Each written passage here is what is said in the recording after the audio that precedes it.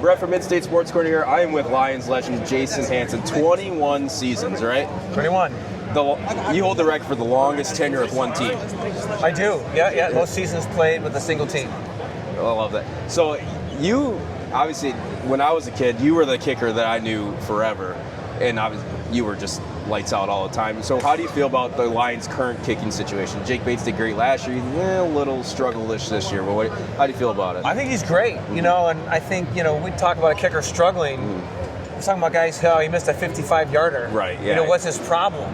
And I'm like, that game, he missed 55 and comes back and buries a 58. Yeah, right. In the middle of the game, right? Where if he misses that, they get the ball at midfield. And so it's changed, and Jake's a great kicker. Oh, yeah. And he's clutch, and so I have a ton of respect for him. And kicking in general has just gotten so good that it's woo! I don't know. It's frustrating for us old guys. Like, we thought we knew what we were doing. So, but he's great. So I do got a question. So you played at both the Silverdome and Ford Field. So what were the two big differences from going to Silverdome to Ford Field?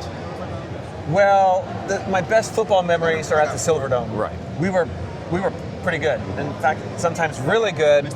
We always lost in the first round of the playoffs when we went. So nobody cares. Right. But my best football memories were there. When we went to Ford Field, which is a better stadium and better atmosphere as far as, its beauty and the fans, a little more intimate, we weren't very good, right? So the fans are always great, just the product on the field, for my time at Ford Field, most of the time wasn't very good in its totality. So love both places. It was almost half and half. Yeah. But the best on-field football memories are at the Silverdome and some big games and 80,000 people losing their minds. So we have it again now at Ford Field. It's just I'm not part of it, right? Yeah, So it's been great. So going back to the Silverdome a little bit. So I interviewed Mark Spindler before. All right. And he gave me a story back in the Silverdome days, and you were involved in it. Do you remember the hockey in the locker room story by chance? Oh yeah, those guys should be sued for kicker abuse. Yeah. When I was a rookie, Spielman and Spindler and Dan Owens, I probably could have said no, but I was having fun. But they would put me in goal in the locker room, and they would slap tape balls at me as hard as they could, saying it was hockey practice. And it was a good time. But it was. I'm the little guy, and those are the veterans, and they're all big linemen and Spielman, linebacker. And it was a fun time. But I took the abuse just to be one of the guys. Yeah, he told me the one story where he got you right through the opening. Yeah, right. Yeah, they're literally stuck.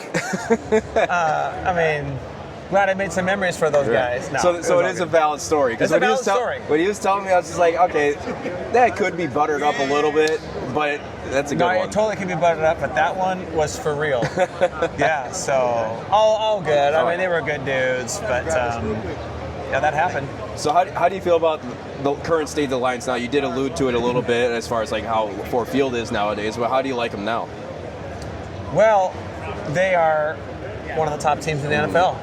And every time they have a game, we're kind of like, oh man, I don't know. They come back the next game, and that's a credit to Coach Campbell.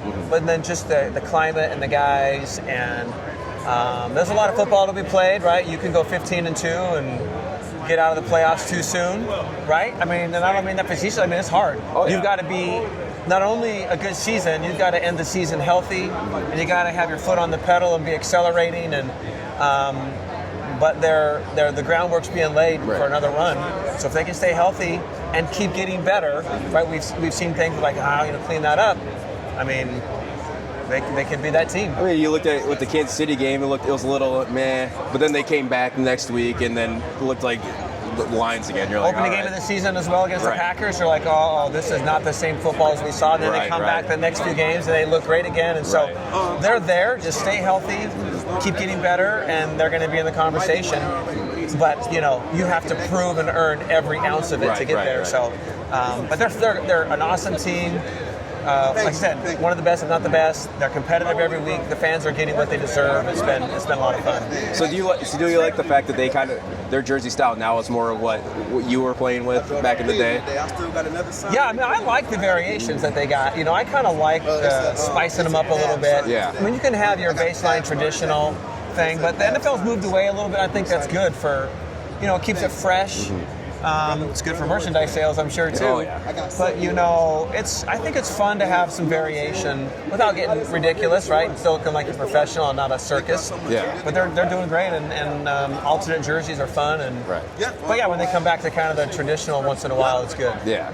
So, take me back to your career a little bit. As far as what's the one kick that sticks in your mind is where it was the one where it's like, all right, that's my favorite one I've ever done. Like as far as yardage, or it's just like the moment, or it's anything like that. Yeah, there's a few, but it's like one of those. The kick you're talking about is something that nobody else cares about. Nobody else knows about. I've said this for years. I had a kick in San Francisco where I'd already missed one or two, I can't remember, and I'm taking the field in the second half of the game, and the wind is howling in my face, and I have 0.001 chance of making this kick, and I knew it, and I was like, I can't believe I'm going to be cut. I'm going to miss 2 or 3 in the same game, and anyways, I hit it, and the ball just goes up, and it dives in, and I make it. One of the best kicks in my career, and I'm losing my mind, and I turn around, and there's no high fives, there's nothing. Everybody's walking off the field. It was like 45 yards, something like that. And everyone's like, "You're supposed to make that." I'm like, "You have no idea how good that was." You don't know the difficulty behind all of that. Yeah, I mean,